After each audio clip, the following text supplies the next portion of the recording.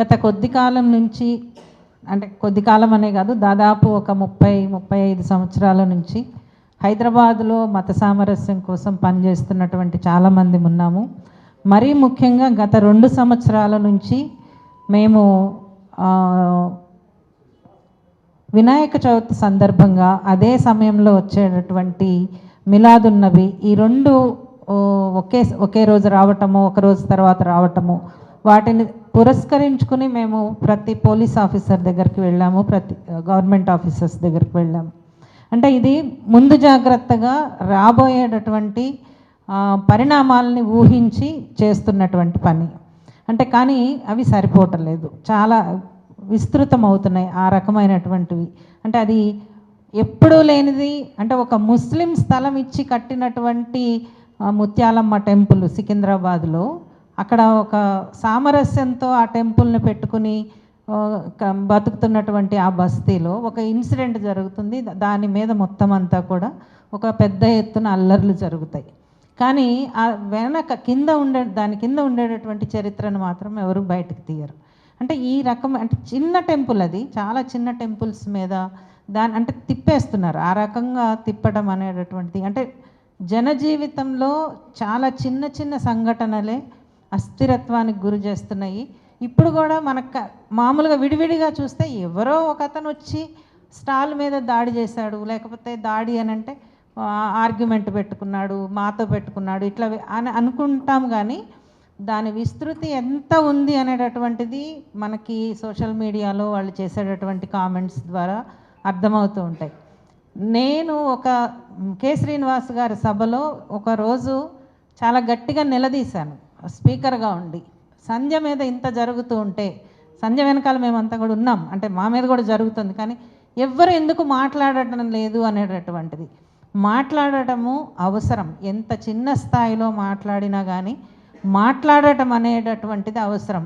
అంటే సజయ్ ఒక సామాజిక వర్గం కాబట్టి సజయ్ గురించి మాట్లాడవసరం లేదు, సంధ్య ఒక సామాజిక వర్గం కాబట్టి మాట్లాడాల్సిన అవసరం లేదు, వేణు లేకపోతే యాకూబ్ కావచ్చు, అంటే రకరకాలైనటువంటి ఏదో ఒక సామాజిక వర్గంలో పుట్టక తప్పదు కాబట్టి పుడతాం. కానీ అవి అవతల వాళ్ళకి బలంగా మారకూడదు. ఇది ఒకటి.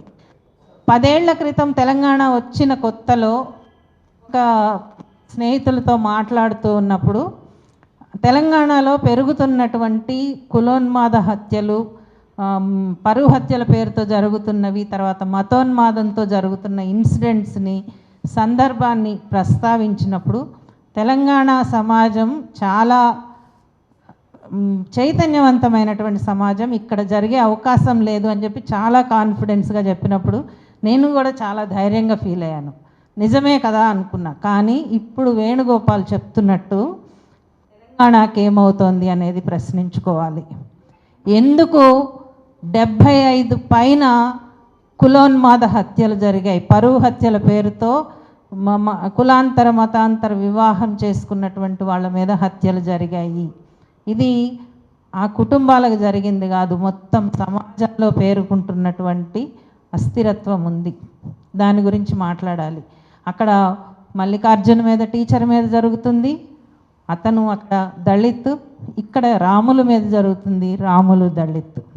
తెలంగాణ మొత్తంలో మేము ఫుడ్ సెక్యూరిటీ మీద అన్ని స్కూల్స్ తిరిగాం, చాలా స్కూల్స్ తిరిగాము, అంగన్వాడీ సెంటర్స్ తిరిగాము.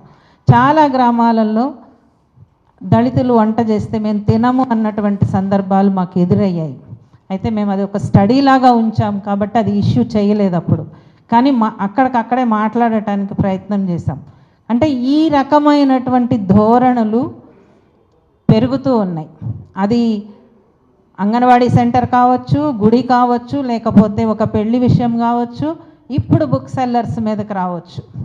బుక్ సెల్లర్స్ ఎవరైనా సరే, పుస్తకాలు అనేటటువంటిది నిజానికి మనుస్మృతి మీద విజయవాడలో తెలిసిన పిల్లలు మేము తగలబెడతాము, బుక్ ఫేర్లో తగలబెడతాము అంటే మొట్టమొదట నిలబడి వ్యతిరేకించింది నేను. మనుస్మృతిని వ్యతిరేకించే నేను ఆ పుస్తకాన్ని మేము తగలబెడతాము అని చెప్పి కొంచెం ఆవేశంగా ఉన్న పిల్లలు ఎవరో అంటే నేను నిలబడి నథింగ్ డూయింగ్, పుస్తకాన్ని తగలబెట్టడానికి వీల్లేదని చెప్పి తిరగబడి నిలబడ్డాను. ఆ రోజు నన్ను వాళ్ళు చాలా కోపం తెచ్చుకున్నారు. రకరకాలుగా తిట్టారు, మీ సామాజిక వర్గం ఇంతే అని కూడా తిట్టారు, అది వేరే విషయం. కానీ ఈరోజు ఒక బుక్ ఫెయిర్స్ అంటూ జరుపుకుంటున్నాము అని అంటే ఆ బుక్ ఫెయిర్లో ప్రతి పుస్తకానికి, రాజ్యాంగబద్ధంగా ప్రచురించబడిన ప్రతి పుస్తకానికి హక్కు ఉంటుంది.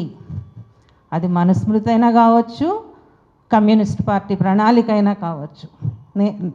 అక్కడ మనము ఏ రకమైనటువంటి అంటే ఆ రకమైన ధోరణి తీసుకోవడానికి లేదు. పుస్తకాలను అక్కడ తగలబెడతాము అనేటటువంటి దాన్ని తీసుకోవటం అనేది కరెక్ట్ కాదని నాకు అనిపిస్తుంది. ఇప్పుడు కూడా ఈ ఈ రకమైనటువంటి ఇన్సిడెంట్స్ని చిన్న చిన్నవి అని చెప్పి మనం వదిలేయాల్సినటువంటి లేదు. దాన్ని ఎలా ప్రణాళికాబద్ధంగా ముందుకు తీసుకెళ్తాము అనేటటువంటిది ఆలోచించాలి. ఏ స్థాయిలో చేయగలుగుతాము, ఎట్లా చేయగలుగుతాము. రాఘవాచారి గారు సీఎంని కలిస్తే బాగుంటుందన్నారు, అది ఒక ప్రతిపాదన. నాకున్న ప్రతిపాదన, నాకు ఇప్పుడు వచ్చినటువంటి దాంట్లో చాలా సంస్థలు తమ సాలిడారిటీని తెలియజేస్తూ రాశారు. విరసం, జనసాహితీ, ఇతర సంస్థలు అవన్నీ కూడా. అట్లానే కొంతమంది ఆర్టికల్స్ రాశారు, కె శ్రీనివాస్ గారు కావచ్చు, ఇంకొంతమంది. అందరివి కలిపి అతి తొందరలో ఒక పుస్తకం వేద్దాం అందరి పేరు మీద. ఎన్ని కోణాల నుంచి ఈ విషయాన్ని మనం విశ్లేషిస్తూ కవిత్వం రాస్తామా, వ్యాసాలు రాస్తామా, లేకపోతే పాటలు రాస్తామా, ఒక డేట్ అనుకుందాము, ఆ డేట్కు సంబంధించి ప్రతి ఒక్కళ్ళు రాయాలి. రిపిటేషన్స్ వద్దు, కేవలం ఈ ఒక్క సంఘటనను మాత్రమే దృష్టిలోకి తీసుకోవద్దు. పెరుగుతున్నటువంటి అసహనం, మతోన్మాదం, కులోన్మాదం, దీని మీద మనందరిని రిఫ్లెక్షన్ వేద్దాము. వాళ్ళ స్వభావం దాడి చేయటం, మన స్వభావం విశ్లేషించటం, చర్చించటం, ఎదుర్కోవటం. నిలబడాలి, తెగబడాలి. తెగబడటం అంటే మనం ఫిజికల్గా మనమేమి ఎవరిని ఏం చేయం, కానీ మన మాటే, మన రచనే, మన రాతే సమాధానం. అది నిలబడుతుంది ఎప్పటికైనా సరే. అది నిలబడుతుంది అనే అర్థమవుతుంది కాబట్టే వాళ్ళు ఒక్కొక్కళ్ళ మీదుగా వస్తూ ఉన్నారు. మరీ ముఖ్యంగా మహిళల మీదకు వస్తారు. మహిళలని ఎంత స్థాయిలో అవమానపరచాలో అంత స్థాయిలో అవమానపరుస్తారు. నేను మీటింగ్ మొదలుపెట్టేటప్పుడు చెప్పాను, మెర్సీ మార్గరెట్ మీద బాడీ షేమింగ్కి తెగబడుతున్నారు, తన మతం మీద మాట్లాడుతున్నారు, తన రచన మీద మాట్లాడుతున్నారు, తన స్త్రీగా ఒక వ్యక్తి మీద మాట్లాడుతున్నారు. అంటే జెండర్ అనేటటువంటిది ఎంత దుర్మార్గమైనటువంటి అవకాశాన్ని తీసుకుంటారు జెండర్ మీద దాడి చేయటానికి అనేటటువంటి దానికి ఇది ప్రధానమైనటువంటిది. వేణు మీదకి రావటానికి కూడా, వేణు ఈరోజు తెలుగు సమాజంలోనే కాదు మొత్తం భారతదేశంలో కూడా ఒక ప్రభావవంతమైనటువంటి వాయిస్. ఆ వాయిస్ని కర్టైల్ చేయటం అనేటటువంటిది వాళ్ళకి చాలా ముఖ్యం. అది మనం కాపాడుకోవాల్సినటువంటి బాధ్యత ఉంది. మెర్సీని కాపాడుకోవాలి, రాములుని కాపాడుకోవాలి, ఇంకా అనేక మందిని, మనల్ని మనం కాపాడుకోవాలి, మిగతా వాళ్ళని కూడా కాపాడుకోవాల్సినటువంటి అవసరం ఉంది.